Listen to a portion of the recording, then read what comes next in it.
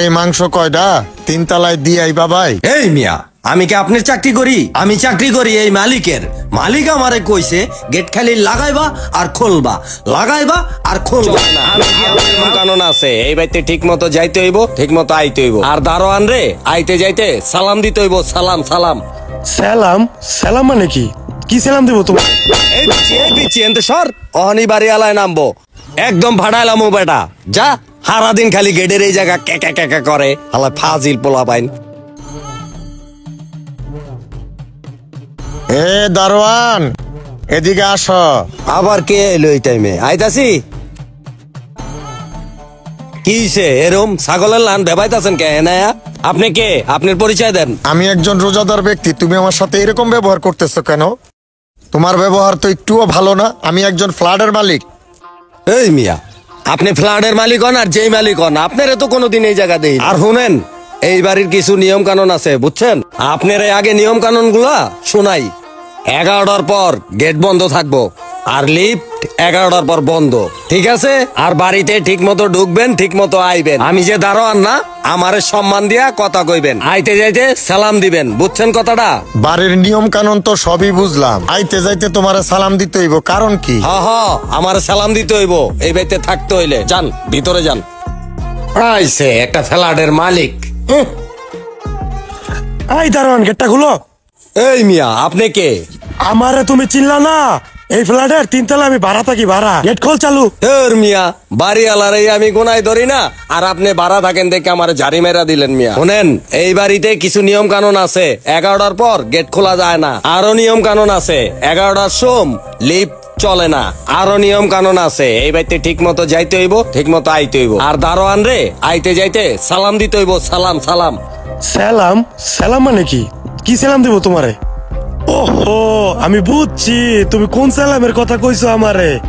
আমি পুরাই বুঝা গেছি। এই ল তোমার সালামি। স্যার, আপনি বুঝতে পারছেন আমার সালামের মানিটা। আর কোনো সমস্যা নাই স্যার। আর আপনার লিগা কোনো নিয়ম কানুন নাই। আপনি 12টা হেন, 1টা হেন, 2টা হেন, আমি জায়গা থাকবো স্যার। আপনি আমারে সালামি দিবেন আর আমি গেট খুলে দেবো স্যার, প্লিজ যা। আচ্ছা ঠিক আছে, ঠিক আছে, থাকো। মাংসগুলা কেমনে উঠামো তিন তলায়? ওই তো কামাল রে দৌড়াই। কামাল ভাই, আমার এই মাংস কয়টা তিন তলায় দিয়ে আইবা ভাই। এই মিয়া, আমি কি আপনার চাকরি করি? আমি চাকরি করি এই মালিকের। মালিক আমারে কইছে গেট খালি লাগাইবা আর খুলবা, লাগাইবা আর খুলবা। আমি কি আপনার মাল টানার লিগাই এনে দাঁড়াই রইছি? মিয়া যান, মিয়া যান। বয়স হয়েছে, অন্তত বুদ্ধি জ্ঞান হয় নাই। ঠিক আছে, তাই আমার জিনিস আমি লই উঠি ভাই। হ্যাঁ, মালটাই না আবার দিব। আরে স্যার, একটা কার্টুন লই আইতাছে মনে হয়, তাড়াতাড়ি যে লই। স্যার আমারতে দেন, আমারতে দেন। না না, থাক কামাল, তোমার নিতে হবে না, আমি নিতে পারবো। এটা অনেক বার জিনিস, আমি 6 তলায় উঠাই দিই। স্যার, আমি আপনার আপন লোক না। সারেন তো স্যার, সারেন স্যার। এই ওরে বারে, পাগলটার কাণ্ড দেখছো?